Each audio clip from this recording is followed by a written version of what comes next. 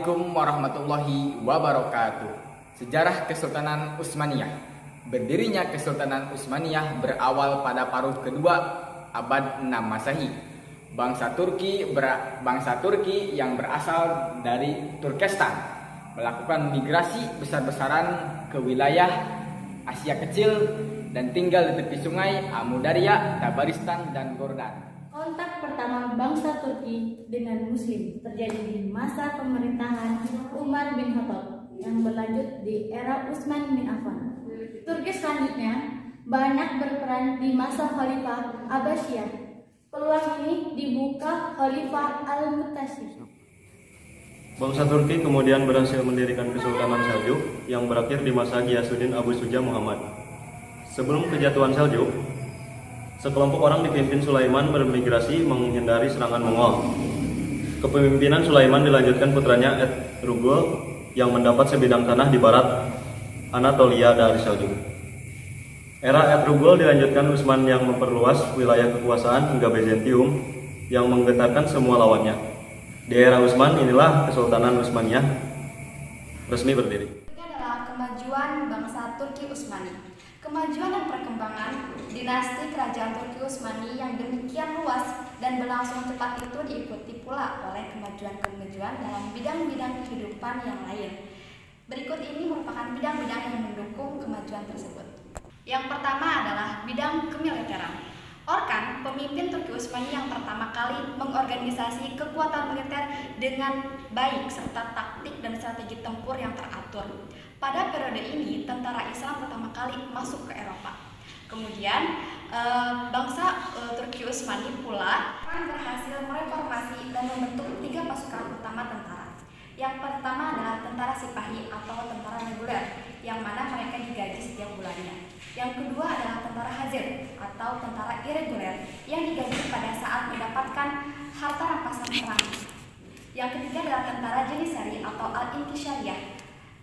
Dia adalah tentara yang banyaknya adalah anak-anak Kristen yang kemudian dibimbing secara Islami dengan disiplin. Kemudian pasukan inilah yang mampu mendorong Turki Utsmani melakukan penaklukan negeri-negeri non-Muslim. Yang kedua adalah bidang pemerintahan. Suksesnya ekspansi Turki Utsmani selain karena ketangguhan tentaranya, juga dibarengi pula dengan terciptanya jaringan pemerintahan yang teratur. Dalam mengelola wilayah yang luas, para raja-raja Turki Utsmani senantiasa bertindak tegas. Dalam struktur pemerintahan, Sultan sebagai penguasa tertinggi, dibantu oleh Perdana Menteri yang membawahi gubernur. Gubernur mengepalai daerah tingkat 1. Di bawahnya terdapat beberapa orang, Al-Zanazib atau Alawiyah, yaitu bupati.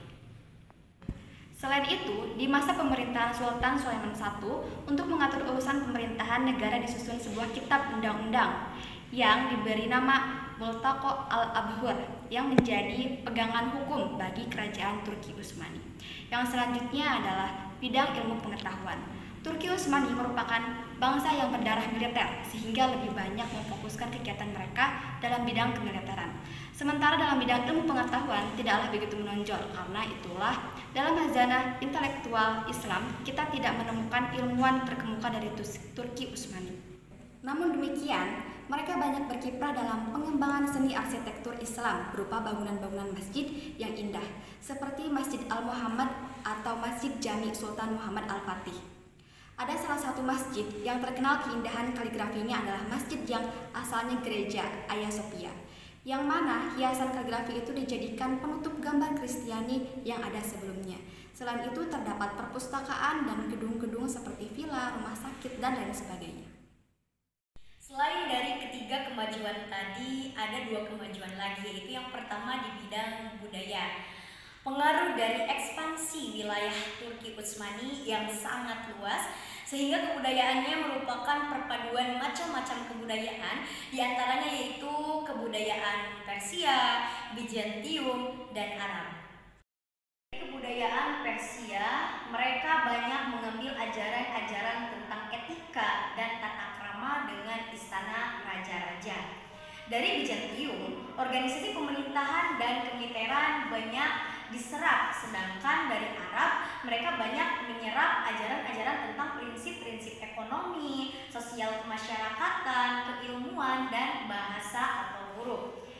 Orang-orang Turki Utsmani memang terkenal dengan bangsa yang suka dan mudah berasimilasi dengan bangsa-bangsa asing lainnya dan terbuka untuk menerima kebudayaan luar. Agama dalam tradisi masyarakat Turki Utsmani mempunyai peran besar dalam lapangan dan politik. Masyarakat digolong-golongkan berdasarkan agama dan kerajaan sendiri sangat terikat dengan syariat, sehingga fatwa ulama menjadi hukum yang berlaku. Di kalangan Turki Utsmani, tarekat-tarekat juga mengalami kemajuan. Tarekat yang paling terkenal ialah Tarekat Bektashi dan Tarekat Maulawi. Tarekat Bektashi mempunyai pengaruh yang sangat dominan di kalangan Janishari, sehingga mereka sering disebut dengan tentara Bektashi. Sementara tentara Maulawi mendapat dukungan dari para penguasa dalam mengimbangi Janishari Bektashi. Ibnu Ortogol, Ibnu Sulaiman Shah, Ibnu kepala kabilah di Asia Tengah. Turki Utsmani berkuasa sejak abad ke-13 sampai abad ke-19. Raja pertama Turki Utsmani adalah Utsman Padilla al-Utsman atau Utsman I mengumumkan berdirinya kerajaan Turki Utsmani pada tahun 699 Hijriah atau 1300 Masehi. Berdiri kerajaan ini dan keturunannya berkuasa sampai tahun 1922 Masehi. Ini menunjukkan bahwa kerajaan ini mulai berkuasa dari abad ke-14 sampai dengan awal abad ke-20. Suatu masa kekuasaan yang sangat panjang sekitar 7 abad lamanya dan diperintah oleh 36 orang raja. Sejak diproklamirkannya oleh Utsman pada tahun 1299 Masehi dan menjadi raja pertama sampai dengan Muhammad IV Wahid al-Din sebagai raja terakhir yang memerintah tahun 1918 sampai 1922 Masehi. Kerajaan Turki Utsmani mencapai puncaknya pada masa pemerintahan suatu Sultan Muhammad II dari tahun 1451 sampai 1484 Masehi.